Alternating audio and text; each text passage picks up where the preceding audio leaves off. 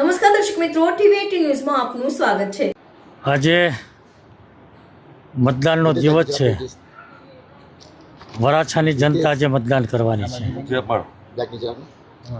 10 વર્ષથી આ વિસ્તારના અંદર જે વિપક્ષો જીતી રહ્યા છે, પરંતુ 10 વર્ષના અનુભવના આધાર પર લોકો હવે એને ઓળખી ગયા છે।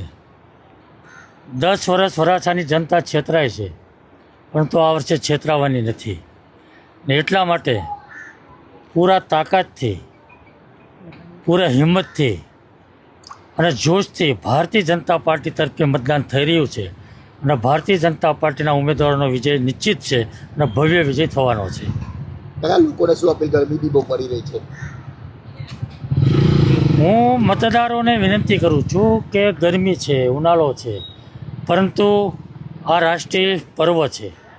આ મતદાનનું લોકશાહીનું પર્વ છે અને લોકશાહીના પર્વની અંદર આપણે સૌએ ભાગીદાર બની અને આ પર્વ ઉજવવાનું છે અને વિચારીને, મંથન કરીને આ દેશ કોના હાથમાં સુરક્ષિત છે, આ દેશના સીમાડા કોના હાથમાં સુરક્ષિત છે, આપણો ધર્મ કોના હાથમાં સુરક્ષિત છે, આપણે વિકાસ કોણ કરી શકે, આત્મનિર્ભર ભારત, સ્વચ્છ ભારત, જે પૂજ્ય મહાત્મા ગાંધી અને સરદાર વલ્લભભાઈ પટેલનું સપનું હતું, એ સપનાનું ભારત કોણ બનાવી શકે એમ છે। વિચારીને, મંથન કરીને આ દેશને નરેન્દ્રભાઈ મોદી જેવું નેતૃત્વ મળ્યું છે, એ નેતૃત્વને મજબૂત કરવા માટે મતદાન કરીએ।